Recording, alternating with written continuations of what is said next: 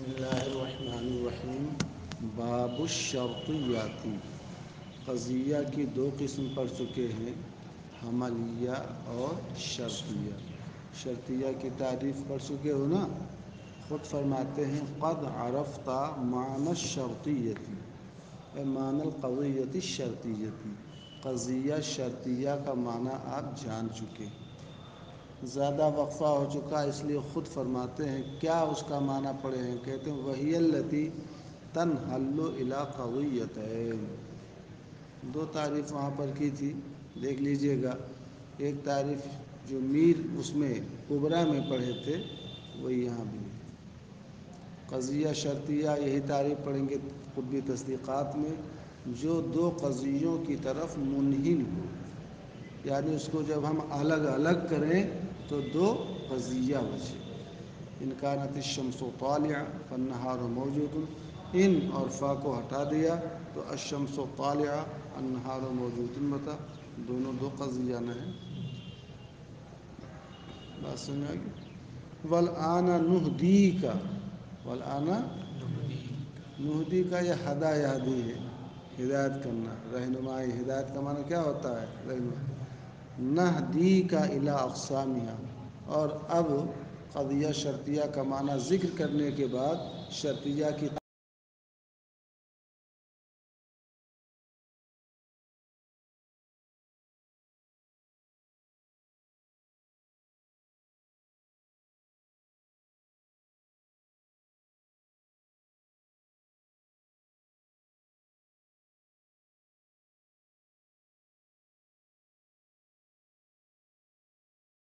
رشد و ہدایت بولتے ہیں۔ اب ہم آپ شرطیہ کی قسموں کی طرف ہم آپ کی رہنمائی کرتے ہیں، وَنُرْشِدُكَ إِلَىٰ أَحْكَامِهَا، اور شرطیہ کے احکام کی طرف ہم آپ کی رہبری کرتے ہیں۔ سمجھ آ گئی بات؟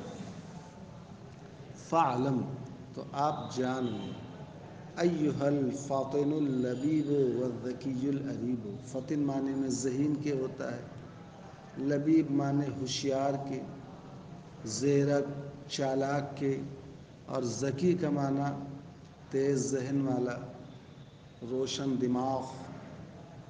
بات سمجھ آ گئی؟ اور اریب کا معنی ہوشیار کے۔ سمجھ آ گئی بات؟ تو آپ لوگ ہیں، آپ لوگوں کی شان بیان کر رہے ہیں۔ ان الشرطیۃ قسمان، اے متعلم ذہین، چالاک، زیرک، روشن دماغ، ہوشیار۔ بات سمجھ آ گئی؟ ان الشرطیہ قسمان، کی شرطیہ کی دو قسمیں۔ کئی قسمیں ہیں؟ دو قسم۔ آج پڑھا دیں گے، کل پوچھیں گے کئی قسمیں تو نہیں یاد رہے گا۔ شرطیہ کی دو قسم کون کون؟ المتصلۃ وثانیہما المنفصل۔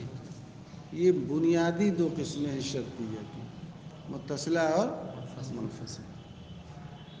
بات سمجھ میں آ گئی؟ متصلہ کس کو کہتے ہیں؟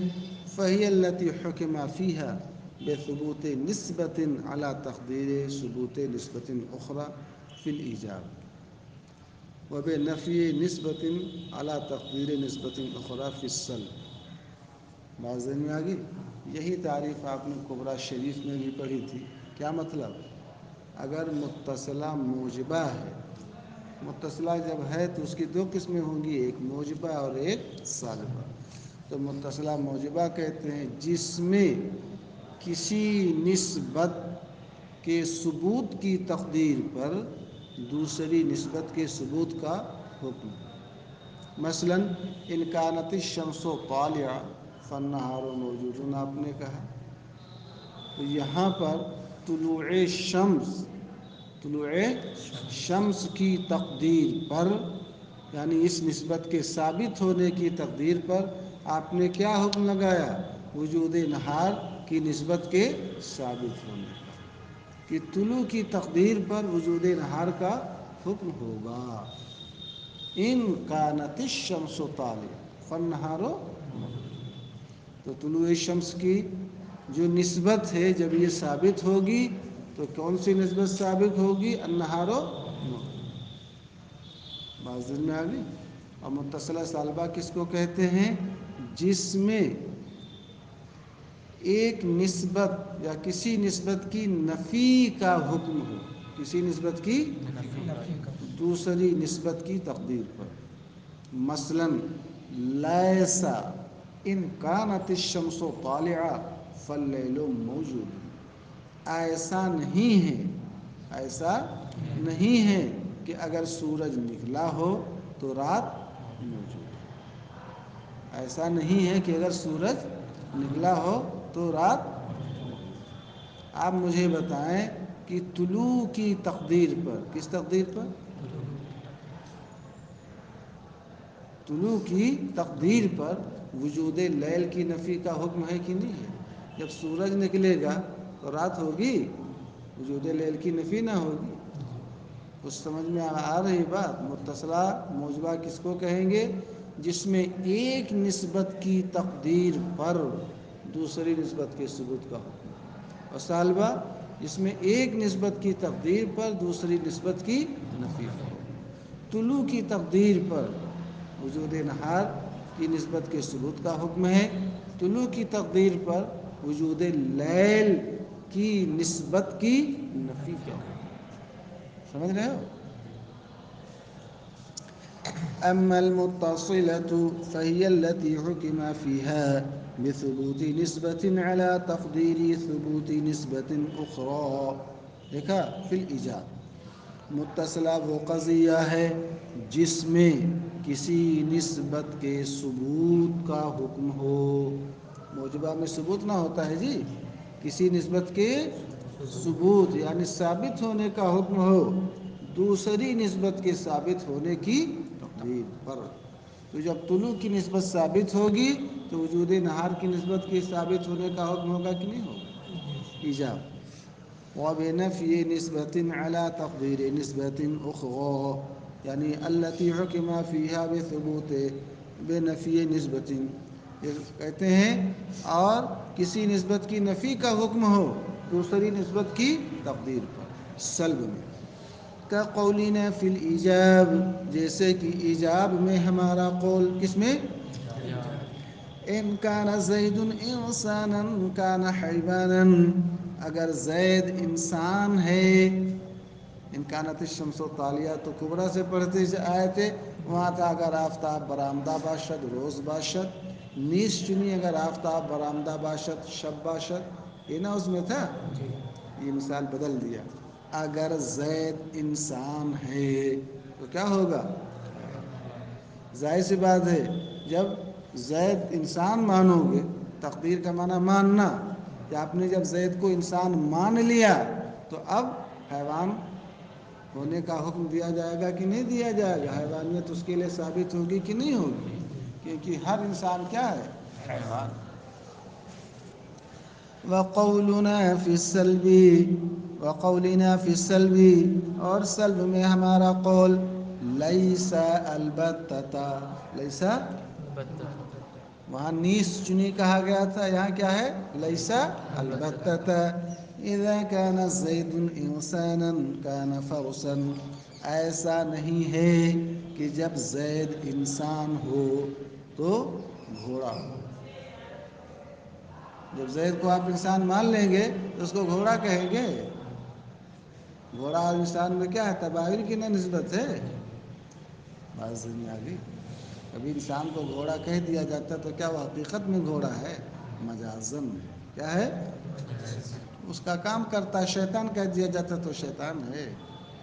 بات نہیں سمجھ میں آ گئی؟ تو بات سمجھ گئی نہیں سمجھ گئی؟ تو جب آپ نے زید کو انسان مان لیا تو فرض کی نفی کا حکم ہوگا کہ نہیں ہوگا؟ بات سمجھ گئے؟ ثم اب متصلہ کی اب قسمیں بیان کر رہے ہیں، منفصلہ کو بعد میں.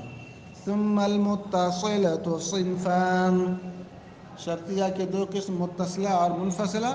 پھر متصلہ کی دو قسمیں، کہیں نوعان بولیں گے، کہیں قسمان بولیں گے، کہیں صنفان بولیں گے، کہیں غربان بولیں گے. سب کا ایک معنی ہے. بات ذہن میں آ گئی؟ پھر متصلہ کی دو قسمیں ہیں. إن كان ذلك الحكم لعلاقة بين المقدم والتالي سميت لزومیۃ. اگر یہ حکم یعنی ثبوت کا حکم یا نفی کا جو حکم ہے، بات سمجھ میں نہیں سمجھ رہے ہو؟ موجبہ میں ثبوت کا حکم ہوگا اور سالبہ میں نفی کا نہ حکم ہوگا. اگر یہ حکم سمجھ رہے ہو، یعنی نسبت کے ثبوت کا حکم موجبہ میں اور نسبت کی نفی کا حکم، اگر یہ حکم مقدم اور تالی کے درمیان کسی علاقہ کی وجہ سے ہو، مقدم اور تالی کے درمیان کسی علاقہ کی وجہ سے ہو، سمیت لزومیۃ، تو اس کا نام کیا رکھا جائے گا؟ لزومیت. بات ذہن میں آ گئی؟ کیا نام رکھا جائے گا؟ کما مر، جیسا کہ اس کی مثال گزر چکی. مثال گزر چکی کہ نہیں گزر چکی؟ اذا كان زید انسانا كان حیوانا، زید انسانا كان حیوانا. سمجھ زید کے انسان ہونے میں اور زید انسانا یہ مقدم ہے اور کانا حیوانا یہ کیا ہے؟ تالی ہے. بات سمجھ رہے ہو کہ نہیں سمجھ رہے ہو؟ تو اب زید کا انسان ہونا، بات سمجھ گئی، جب آپ زید کو انسان مان لو گے، بات سمجھ نہیں سمجھ رہے ہیں، تو اس کو کیا ماننا پڑے گا؟ حیوان ماننا پڑے گا. یہاں پر مقدم اور تالی کے درمیان کیا ہے؟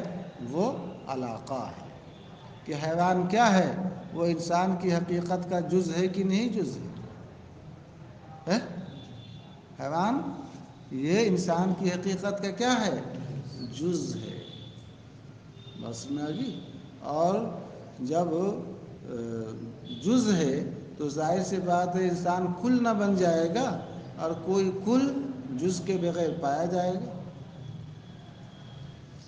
وَإِنْ كَانَ ذَلِكَ الْحُكْمُ بِدُونِ الْعَلَاقَةِ، اور اگر یہ حکم علاقہ کے بغیر ہو، سمیت اتفاقیۃ، تو اس کا نام کیا رکھا جائے گا؟ اتفاقیہ رکھا جائے گا، یعنی اس میں کوئی علاقہ نہ ہو. اس کی مثال جیسے آپ کہیں اذا كان الانسان ناطقا فالحمار ناہق، جب انسان ناطق ہوگا تو گھوڑا کیا ہوگا؟ ناہق ہوگا. آپ بتائیں انسان کا ناطق ہونا کیا یہ علت ہے گدھے کے ناہق ہونے کی؟ انسان کا ناطق ہونا یہ گدھے کے ناہق ہونے کی علت نہیں ہے، بلکہ یہ اتفاقیہ ہے. ایسا ہے کہ جب وہ ناطق ہے تو گدھا کیا ہے؟ وہ ناہق، مگر یہ ایک دوسرے کی علت نہیں. طلوع شمس تو علت ہے وجود نہار کی، بات نہیں سمجھ میں آ گئی، مگر یہاں پر انسان کا ناطق ہونا یہ گدھے کے ناہق ہونے کی یہ علت. بات میں آ گئی. زید کے حیوان ہونے کی علت، بات میں آ گئی، زید کا انسان ہونا ہے. بات میں آ گئی. اس لیے کہ وہ کل ہے اور یہ کیا ہے؟ جز ہے. اور ہر کل کے لیے کیا ضروری ہے؟ جز ضروری ہے. کوئی کل بغیر جز کے ہو سکتا ہے؟ کل نام کس چیز کا ہے؟ اجزاء کے مجموعے ہی کا تو نام ہے جی. علاقہ ہے کیا چیز؟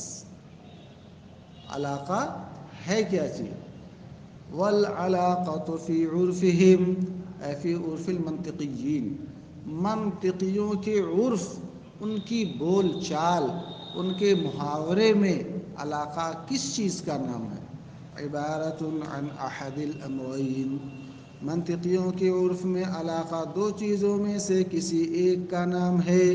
اما ان یکون احدہما علۃ للآخر، یا تو ان دونوں میں سے کوئی ایک، ان دونوں سے مراد مقدم اور تالی، مقدم اور تالی میں سے کوئی ایک دوسرے کے لیے علت ہو. مقدم تالی کے لیے علت ہو یا تالی مقدم کے لیے. اگر سورج نکلا ہے تو دن موجود ہے، تو طلوع الشمس و تالیہ یہ مقدم نہ ہے، یہ علت ہے اس چیز کی، دن کے موجود ہونے کی. بات میں آ گئی. اور اگر یوں کہہ دو ان کان النہار موجودا فالشمس طالعۃ، تو اب یہاں پر اگر دن موجود ہے تو سورج نکلا ہے، تو یہاں پر تالی علت ہے کس کی؟ مقدم کی، اسی کو الٹا کر دیا. اور دونوں معلول ہوں کسی تیسری علت کے. سمجھ میں گئی؟ ان کان النہار موجودا فالعالم مضیء، اگر دن موجود ہوگا تو دنیا روشن ہوگی. دن کا موجود ہونا اور دنیا کا روشن ہونا یہ دونوں معلول ہیں. ایک تیسری علت طلوع شمس کے، جب سورج نکلے گا تبھی دن بھی موجود ہوگا، تبھی دنیا بھی روشن ہوگی. بات ذہن میں آ رہی ہے؟ تو سمجھ میں آ گئی بات. علاقہ کی تعریف کیا ہے؟ منطقیوں کی عرف میں علاقہ دو چیزوں میں سے کسی ایک کا نام. کیا؟ یا تو احدہما، مقدم اور تالی میں سے کوئی ایک، مقدم اور تالی میں سے کوئی. جب ملاقہ کی تعریف پوچھیں گے تو ایک انیمک ہے، ان دونوں میں سے کیا مراد ہے؟ مقدم اور تالی میں سے کوئی ایک دوسرے کے لیے علت ہو. مقدم تالی کے لیے علت ہو یا تالی مقدم کے لیے علت ہو. او کلاہما، کلاہما سمات اے کلا المقدم والتالی، یا مقدم اور تالی دونوں معلولین، یہ معلول ہوں لعلت ثالثۃ، کسی تیسری علت کی. اس کی بھی مثال میں نے پیش کر دی. بات ذہن میں آ گئی. وَإِمَّا أَن يَكُونَ بَيْنَهُمَا عَلَاقَةُ التَّضَايُفِ، یا مقدم اور تالی کے درمیان تضایف کا علاقہ ہو. کون سا علاقہ ہو؟ تضایف کا. تضایف کیا چیز ہے؟ وَالتَّضَایُفُ هُوَ أَن يَكُونَ تَعَقُّلُ أَحَدِهِمَا مَوْقُوفًا عَلَى تَعَقُّلِ الْآخَرِ. تضایف یہ ہے کہ مقدم اور تالی میں سے کسی ایک، تعقل کا معنی سمجھنا، عقل میں آنا، متصور ہونا. سمجھ میں آگئی بات؟ تصور کہہ لو. تضایف یہ ہے کہ مقدم اور تالی میں سے کسی ایک کا سمجھنا موقوف ہو دوسرے کے سمجھنے پر. مقدم کا سمجھنا موقوف ہو تالی کے سمجھنے پر، اور تالی کا سمجھنا موقوف ہو کس پر؟ مقدم کے سمجھنے پر. دیکھو، باپ ہونا اور بیٹا ہونا، ابوت اور بنوت، یہ دو اضافی مفہوم ہیں. کون سے مفہوم ہیں؟ باپ اور بیٹا ہونا یہ کیا ہے؟ اضافی مفہوم ہے.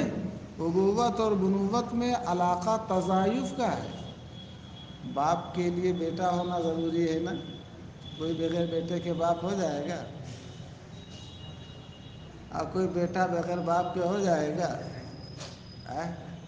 تو جیسے ہی باپ کا تصور ذہن میں آ گیا تو فوراً سمجھ میں آ گیا کہ اس کا کوئی بیٹا ہے. شادی ہو لڑکا ہی نہ ہو تو باپ کہلائے گا، ماں کہلائے گی.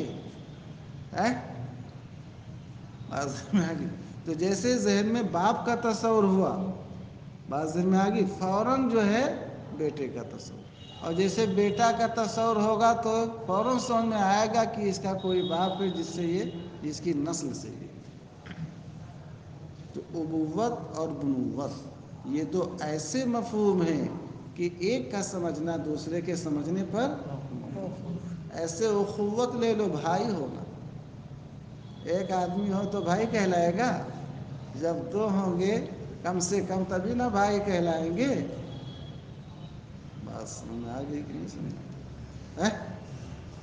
تو ہم نے یہ کہا ان کانا زید ابا لعمر، اگر زید عمرو کا باپ ہے، اگر زید عمرو کا باپ ہے، فعمر ابن لزید، تو عمرو زید کا کیا ہوگا؟ بیٹا ہوگا. تو ان دونوں میں تضایف کا علاقہ ہے کہ نہیں؟ بات ذہن میں آ رہی حضرت؟